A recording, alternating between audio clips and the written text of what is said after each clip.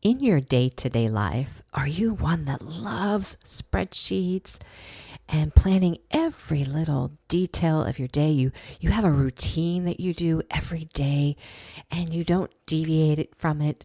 Or if you did, you kind of feel a little off kilter.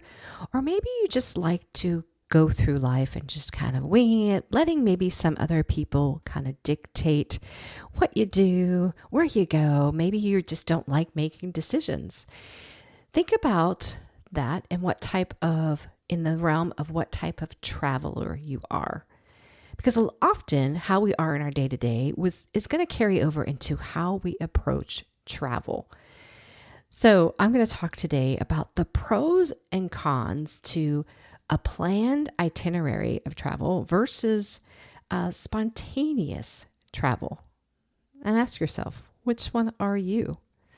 Welcome to Solo Travel Adventures. I'm Cheryl Esch, and I probably would say I'm somewhere in the middle of that graph. I do like some planning, but I also like to allow some space and time for my trip to have some spontaneity to it.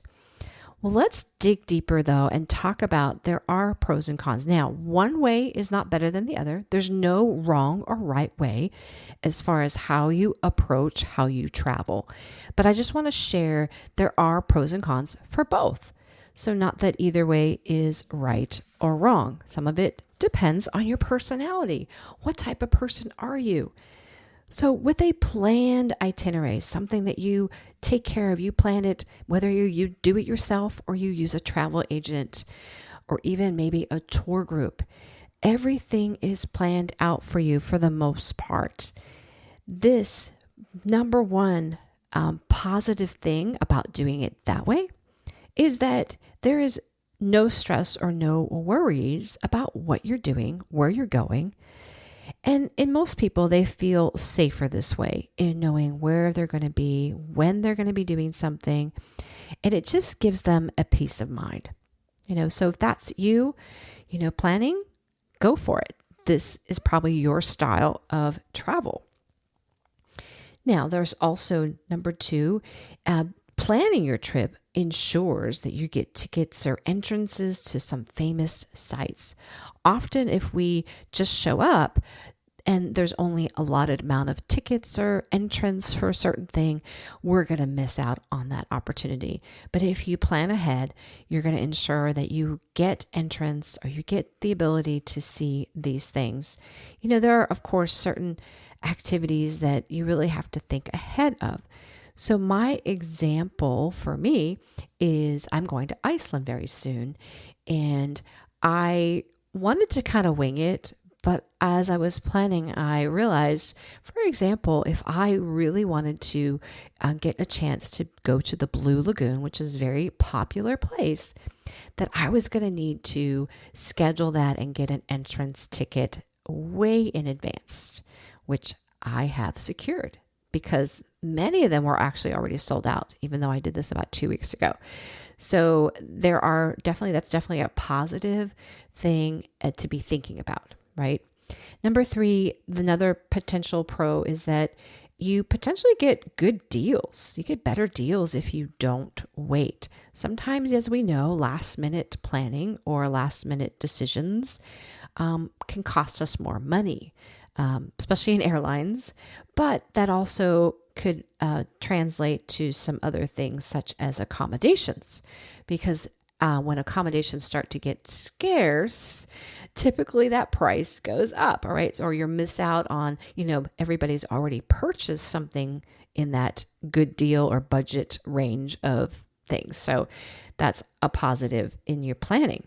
And number four, it gives you that peace of mind again that you can actually share with a family or friend exactly where you will be. They'll know where you're going to be, especially if you're traveling internationally. It kind of gives us a peace of mind that someone knows where we are.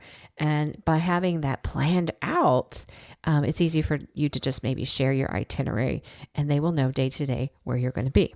Now, there are some downsides to planning everything, especially planning everything to a T, meaning every single day, maybe even every single block of time, hour or whatever, is planned with an activity.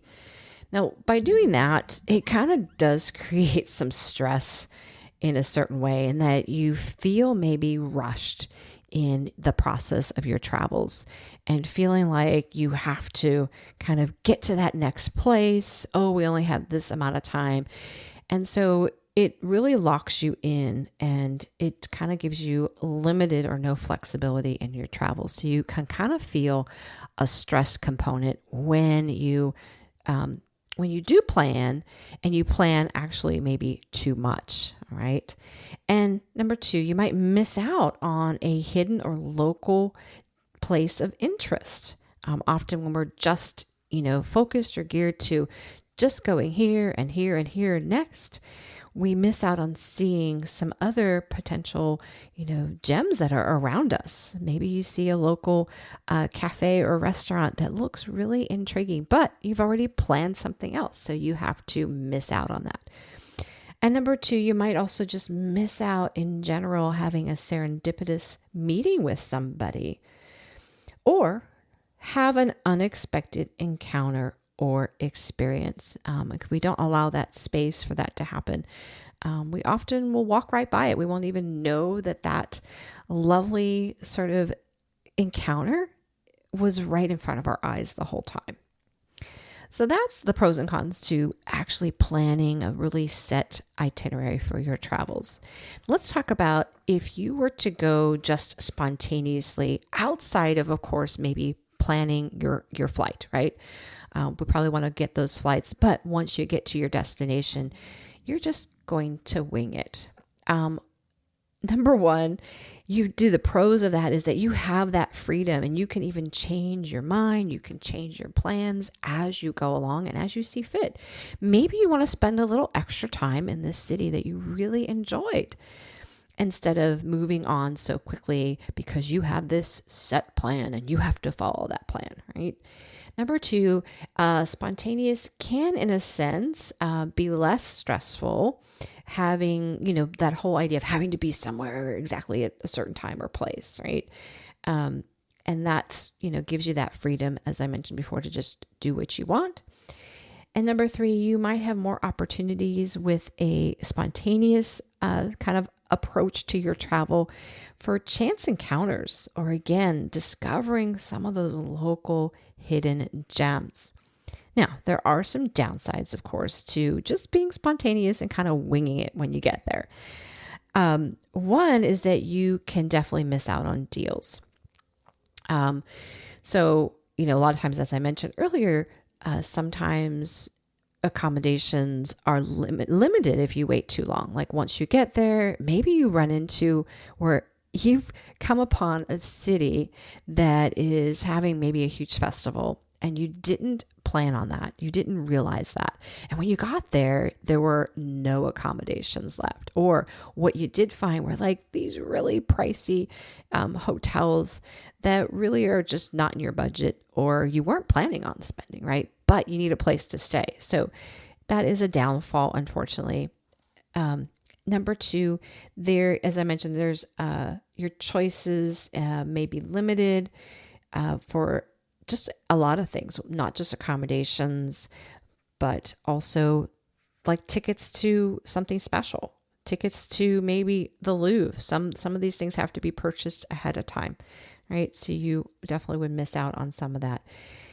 And then another kind of downfall of not planning, without a plan, often I find that people meander and don't really have a focus. And sometimes this is good, but sometimes it can be a waste of time, possibly if you maybe have missed an iconic spot just because you were busy that day. Not that it's not a good thing to walk around a city unplanned, but maybe after you've done that, you realize, oh, I walked by this, but I didn't realize it, right? So because you hadn't really done any research or planning, you might miss some of those opportunities, which is better. Well, there's no right or wrong way. And again, going back to maybe what your personality is and what you sort of kind of feel, this is how I operate, this is what I need, is going to be the approach to your travel that you're going to take. Now, I make a couple suggestions here. If you are a new solo traveler or even just a novice and you're going maybe on your first solo trip, I do highly suggest you plan as much as you can. Many people even choose to do a tour. Yes, I know there's some debate out there as to whether if going on a tour group is considered solo travel. I'm not going to debate that here. I recommend it because it's kind of a safe place to go in that you are going by yourself, but you are with other people. And the trip, in almost all respects, except for probably your airfare, has already been planned for you. And some tour groups do allow a little kind of your own time. So just look into that if that's something you're interested in. I also suggest leaning more on the planning side if you're going to a very popular destination. Because again, you're going to run into a lack of accommodations. You're going to run into just not having those opportunities to see some of those iconic things. And also consider what time of year you're going because, for example, Italy, I'll just use Italy for an example. It is very popular, especially in the summers. It gets super busy.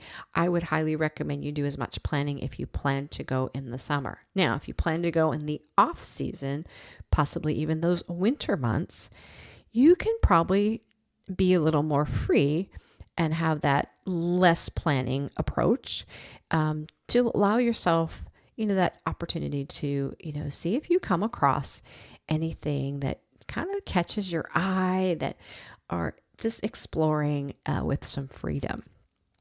Now, again, ask yourself, which one am I? I personally am somewhere in between. And I feel like in encountering many other solo travelers that they have a few solo trips under their belt. I find that those people tend to also be somewhere in the middle where they have certain things planned, but they're going to allow some space, allow that freedom to maybe walk around, maybe even a day or two extra. I'm going to not be stressed about moving on so quickly and maybe I'm going to stay here a little longer versus, maybe I don't like that place. And so I'd rather spend more time in X, Y, or Z.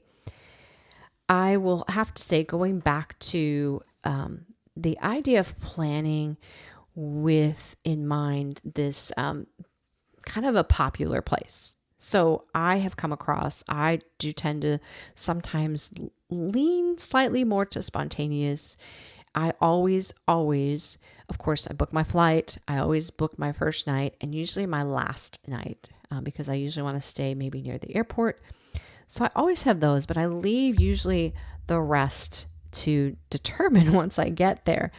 However, I am finding in my planning of my trip to Iceland, and again, because it is a popular place, for example, I missed out on, I had a suggestion from somebody to stay at this wonderful guest house, and it was down near the Blue Lagoon, but a little southeast of it, which is the direction I'm headed after I hit the Blue Lagoon. Staying at the Blue Lagoon is super expensive, so I wasn't staying there. Found this great guest house by someone recommending it to me, but I didn't book it right away. And when I went back about a week or so ago, there were no spaces left, right? So I missed out on that. So I'm finding that particularly in Iceland, and there may be other countries you encounter.